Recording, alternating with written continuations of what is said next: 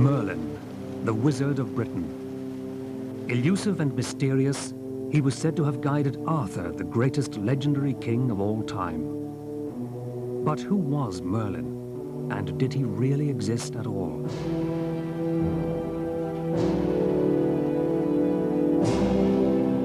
Legend offers 3 Merlins in life, and many mysteries surrounding his death. But perhaps that's just what Merlin would have wanted. The traditional tale of Merlin begins in the 5th century. Under siege, the British High King fled to the Welsh mountains to build a fortress. But every night, the stone walls were shaken to the ground. The king's advisors declared that a fatherless boy must be sacrificed. The king's scouts searched until they came upon some children at play.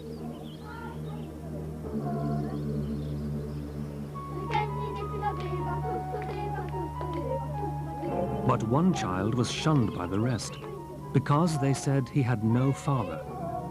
His mother confirmed that a strange demonic spirit had possessed her in the night.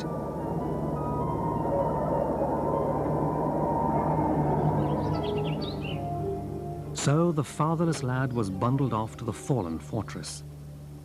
But as the sacrificial priest approached, the boy broke free and challenged the king, saying that he alone knew why the walls would not stand. For this was the young Merlin, and he had the sight. He said, "Dig here, and you will find an underground pool. Drain that pool, and you will find 2 stone jars."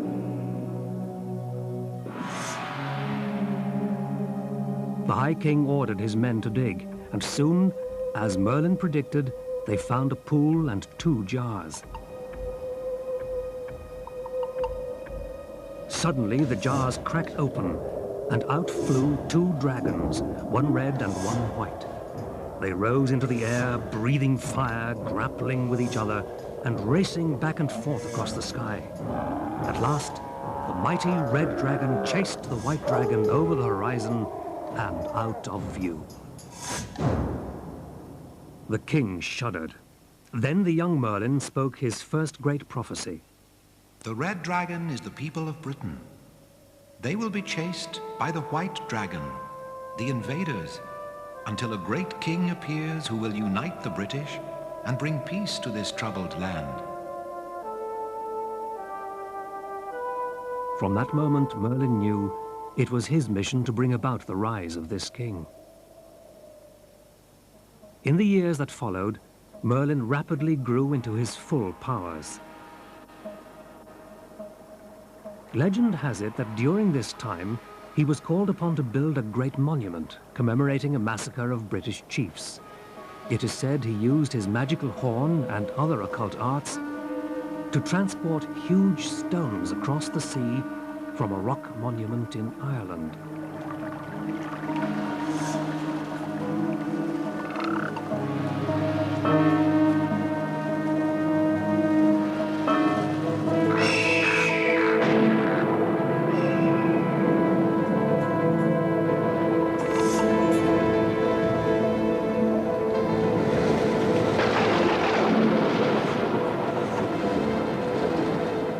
These stones he arranged in the great circle known today as Stonehenge.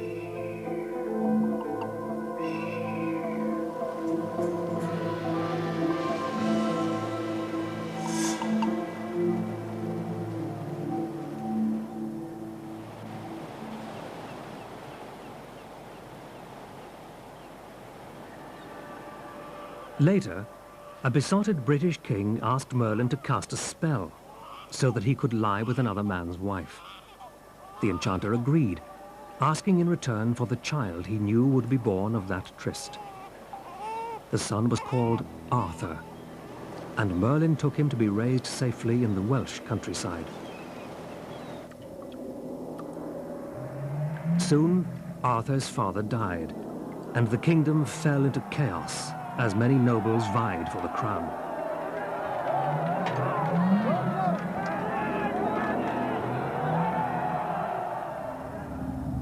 So Merlin devised a test. Magically ramming a sword into a great stone, he decreed that only the man destined to be king could draw it out again. Many knights tried, but none succeeded. Then, when Arthur was 15, Merlin knew it was time for his true identity to be revealed. The young Arthur easily drew the sword from the stone and was proclaimed king.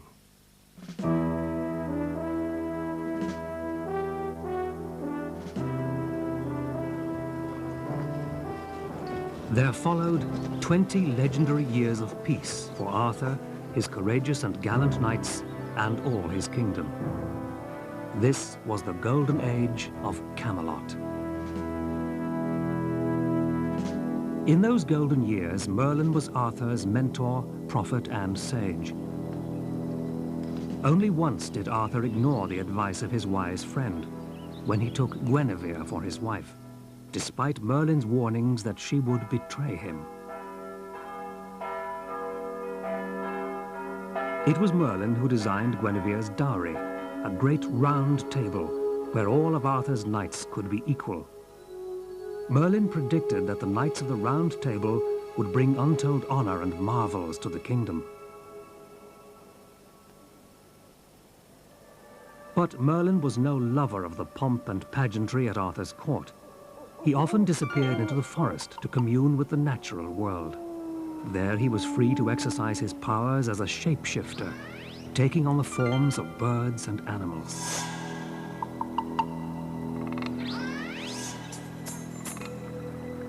As for Merlin's end, it is as mysterious as his birth.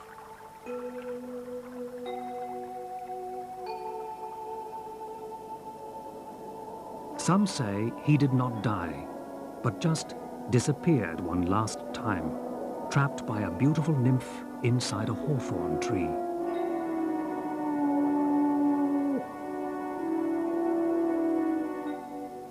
That is the legend.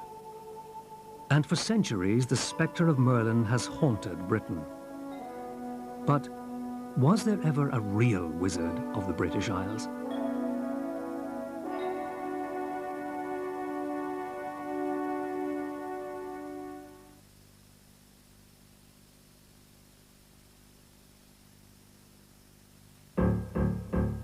A supernatural force harnessed by... Our search for the real Merlin begins in the 12th century, when Geoffrey of Monmouth wrote his History of the Kings of Britain. In it, we first hear of Merlin as mentor and prophet to King Arthur. About Merlin, Geoffrey wrote, "All were amazed at his knowledge and knew there was something supernatural about him. There was no one else in the kingdom with greater skill in foretelling the future." Though Geoffrey claimed to be writing history, much of his book was based on legends passed on by storytellers, or was his own invention. But the legends often contained a kernel of truth. So, was there ever a real Merlin? Certainly, places mentioned by Geoffrey of Monmouth do exist, and are even named after Merlin. Caerfyrddin, Welsh for the city of Merlin, is the town in South Wales where the fatherless boy Merlin of legend was supposedly found by the king's scouts.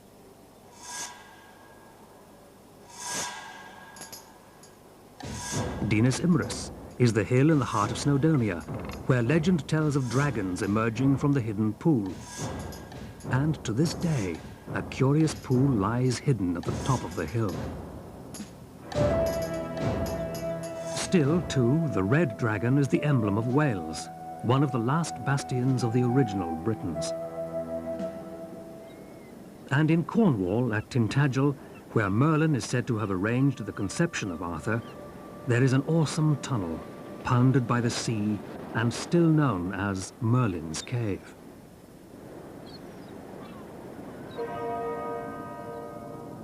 "14 years after producing the History of the Kings of Britain, Geoffrey of Monmouth wrote a second book, The Life of Merlin. Here, Merlin emerges in a different light. Here, perhaps, is the real historical Merlin.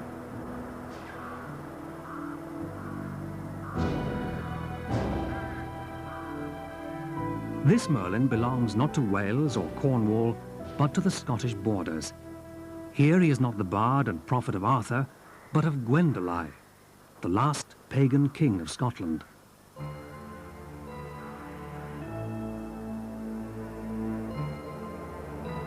In a fierce and bloody battle, Gwendolen fought with one of the first Christian kings.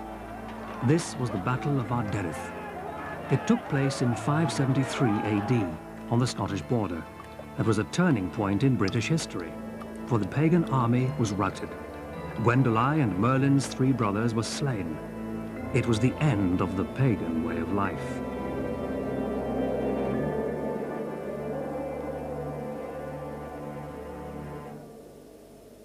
Merlin's grief was so great that, according to Geoffrey, he did not cease to pour out laments, but strewed dust on his hair, rent his garments, and prostrated himself on the ground. Then he departed secretly to the woods, where he lived on roots, grasses, and fruits of the thicket. Hidden like a wild animal, he remained, forgetful of himself and his kindred.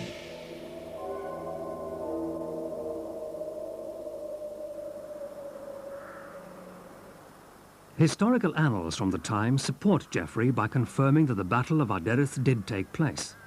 One of these concludes, Gwendolen fell, and Merlin became mad. Here, then, is the first thread of historical evidence, confirming the existence of a Merlin character in the dark ages of British history. He does seem to have been a real person, a poet who was supposed to have prophetic gifts and wandered about wildly in the south of Scotland uttering prophecies. Now, he would be too late to be associated with Arthur. The one who is associated with Arthur is a more doubtful figure. There is certainly a real Merlin, or Myrddin, in the late 6th century. Laments and poems attributed to this Merlin have survived in early Welsh literature, giving even more support to Geoffrey of Monmouth's account. There is also a description in the life of St. Samson of Christian saints travelling deep into the woods of the Scottish borders to find a soothsayer whose prophecies were said to be exceptionally accurate. Could this have been Merlin? And in the life of St. Kentigern, the saint is said to have sought out Merlin in his forest exile to calm his troubled mind.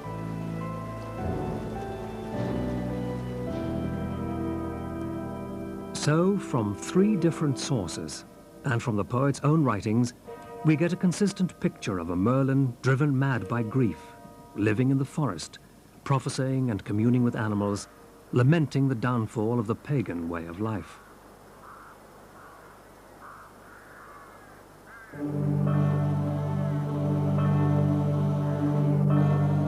But it was a way of life with special significance in Britain at the time.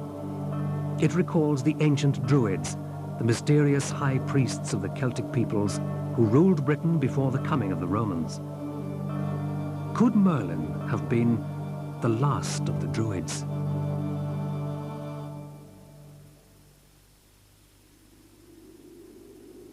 The historical Merlin seems at one point to have been living like a Druid.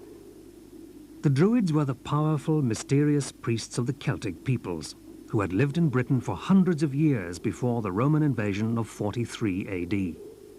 They literally contained the knowledge of the people, because their training was done entirely orally, nothing was ever written, and it entailed an enormous amount of memory work. And so each Druid, by the end of his training, was literally a walking library of all the mythology, the knowledge, the history of the Celtic people.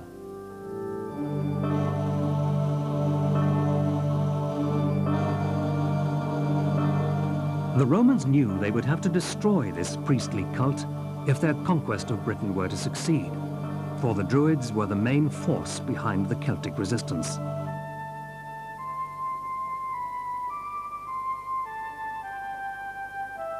The Romans did, in fact, almost wipe out the Druids.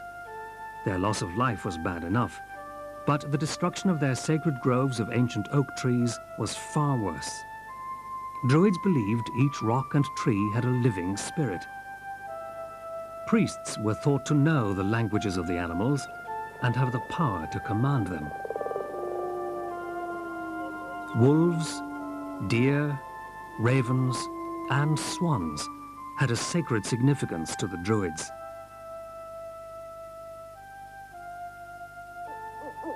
Could Merlin have been part of a Druidic revival in the years after the Romans left Britain in the 5th century? Certainly in his forest years, he was living very much like a Druid. Surviving poems by Merlin show him communicating with various cult animals of the Celts.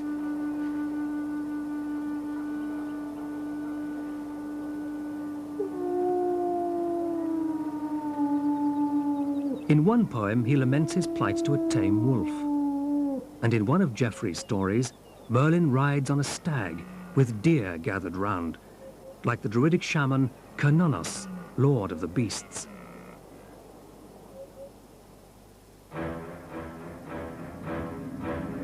The Druids were also well known as prophets, seeing into the future, foretelling victories and disasters, predicting the destiny of a child yet to be born, and specifying how a person would die. All the stories of Merlin describe him as a prophet too. His most famous prophecy was of Arthur's destiny. In the same proclamation, written down by Geoffrey of Monmouth, Merlin went on to say, "Men will get drunk on wine and forget heaven in favor of earth. The stars will turn away. Crops will wither and water will disappear from the earth. Roots will turn into branches and branches will turn into roots. Soon, everything will cease to accomplish its function. The sun rays' shock will lift up the seas and the dust of ancient times will rise up again."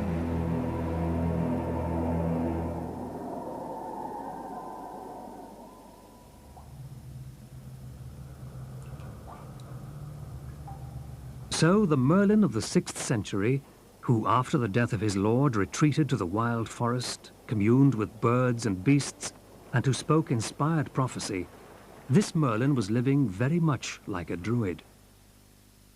In many ways, it's quite clear, I think, that he was originally a Druid. And one of the fascinating things about the legend as it's come down to us through Geoffrey and the Welsh poetry is that they clearly were quite unconscious of what they were describing and described many archaic practices without knowing their meaning, which of course is a strong confirmation that they're authentic.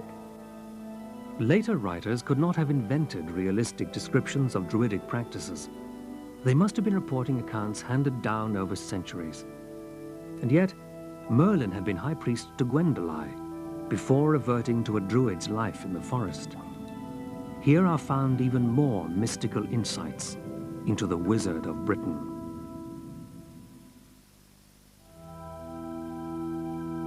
Before he went mad and retreated into the forest, the historical Merlin was advisor and high priest to Gwendoline, pagan king of the north. And that would have meant he was his household poet, had a very particular relationship between poet and king. It was the poet, for example, who sanctified the king at his accession, who gave him a white wand which signified his right to rule, who praised the king and ensured his immortality in his praise poems. As high priest, Merlin's most important role would have been to personify Lugh, the brightest of the Celtic gods.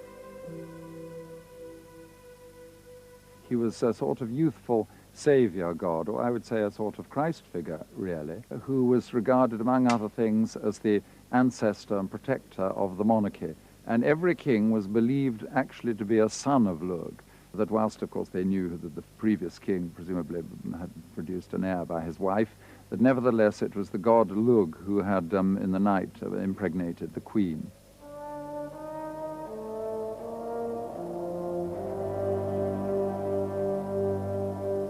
According to early Welsh and Irish literature, at the inauguration of a new king, the high priest represented the spirit of Lugh, and conducted age-old rituals to sanctify the new monarch. Probably the ceremony took place at a sacred stone circle, like this one at Avebury in England, symbolically wedding the king to the land and ensuring the future well-being of the kingdom.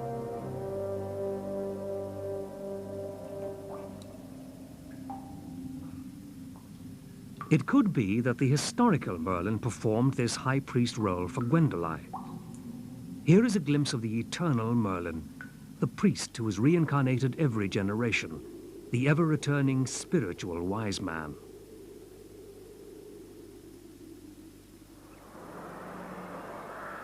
This same Merlin, after the death of his lord, went mad with grief and retreated to the forest where he lived like a druidic shaman, at one with the dark, wild, ancient world of unbridled nature.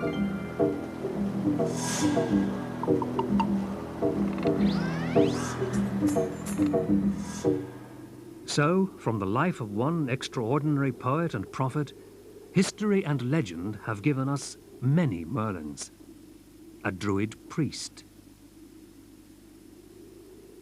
the god Lugh,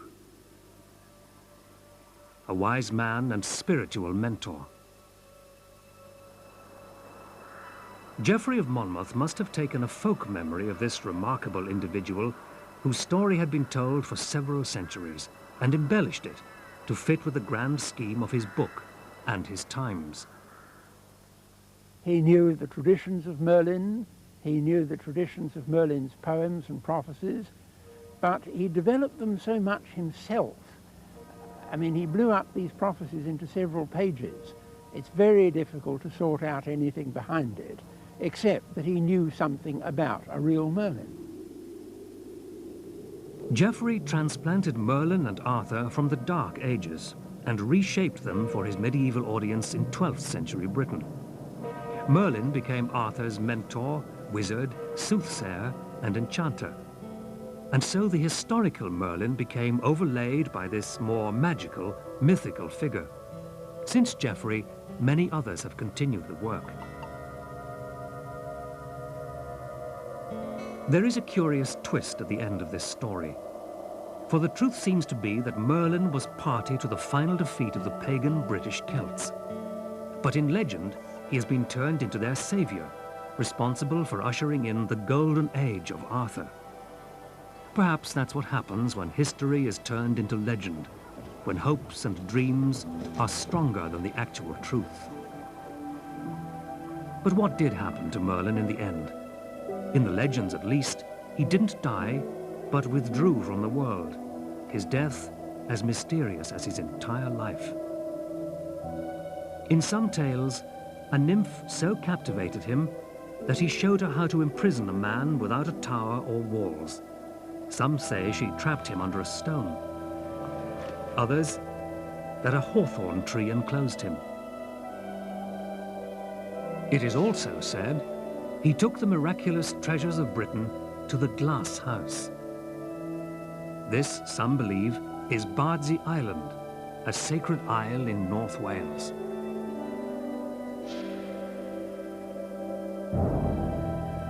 Others say the House of Glass is Glastonbury in Somerset. Or might it be that the House of Glass is the island of Britain itself, surrounded by the transparent walls of the sea, forever Merlin's sacred enclosure?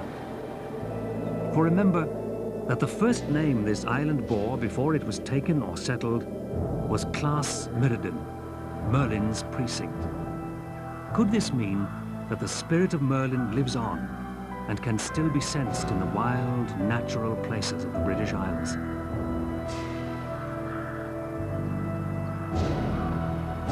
Did the last of the Druids retreat underground with the coming of the Christian world?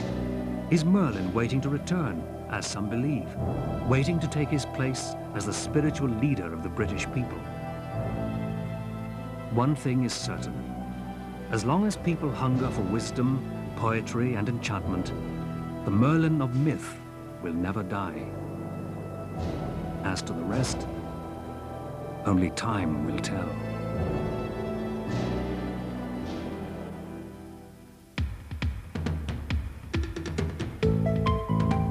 To Tomorrow at the same time, America's Century uncovers the riots, protest and anger that reigned as the Vietnam War raged on and looks at how rights activists became increasingly strident.